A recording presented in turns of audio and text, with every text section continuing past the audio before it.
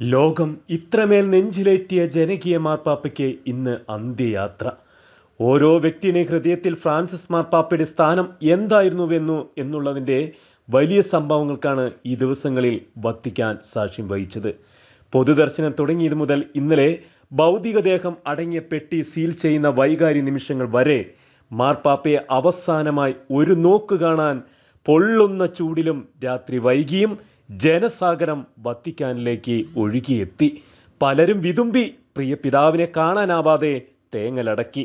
ഈ ദിവസങ്ങളിൽ 3 ലക്ഷത്തിലധികം പേർ ജനകീയ മാർപ്പാപ്പയെ കണ്ട് ആദരമർപ്പിച്ചു എന്നാണ് ഔദ്യോഗിക കണക്ക്. മാർപ്പാപ്പയുടെ സംസ്കാര ചടങ്ങുകൾ ഇന്ന് ഇന്ത്യൻ സമയം ഉച്ചയ്ക്ക് 1:30 ആരംഭിക്കും. 130 രാജ്യങ്ങളിലെ പ്രതിനിധികൾ ഇതിനകം വത്തിക്കാനിൽ എത്തിയതായി വത്തിക്കാൻ ന്യൂസ് റിപ്പോർട്ട് ചെയ്യുന്നു.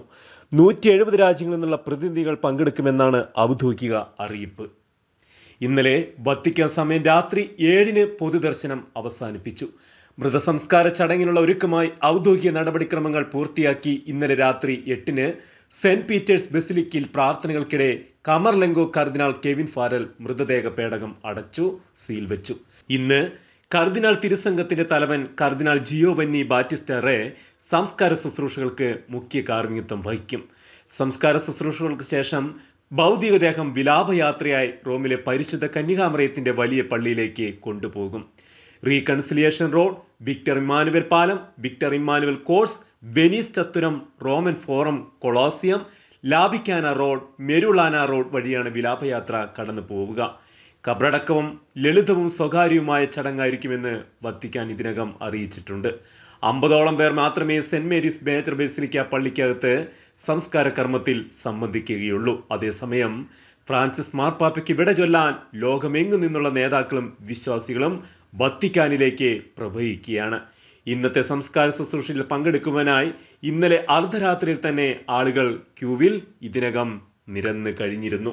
മറ്റൊരു പ്രധാനപ്പെട്ട വാർത്ത മാർപ്പാപ്പയെ അടക്കം ചെയ്യുന്ന കല്ലറയെക്കുറിച്ചുള്ളതാണ്.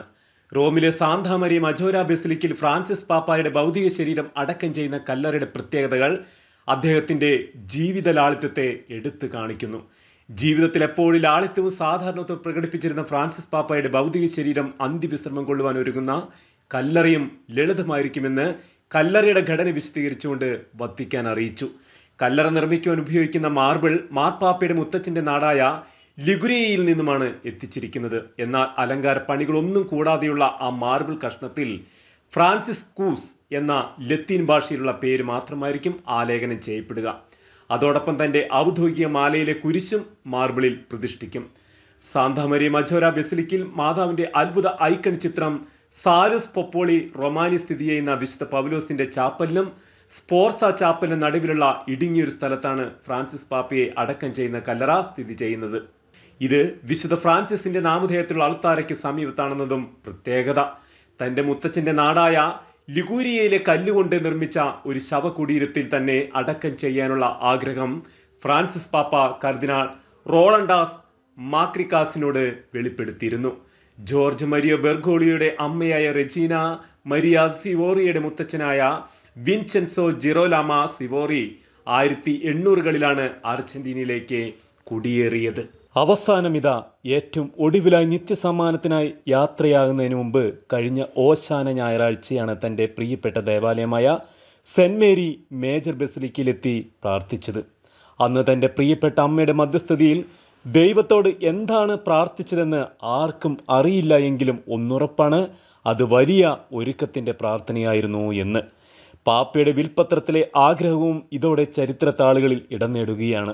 ഇനി പരിശുദ്ധമ്മയുടെ മടിത്തട്ടിൽ തൻ്റെ പ്രിയപ്പെട്ട മകന് അന്ത്യവിശ്രമം.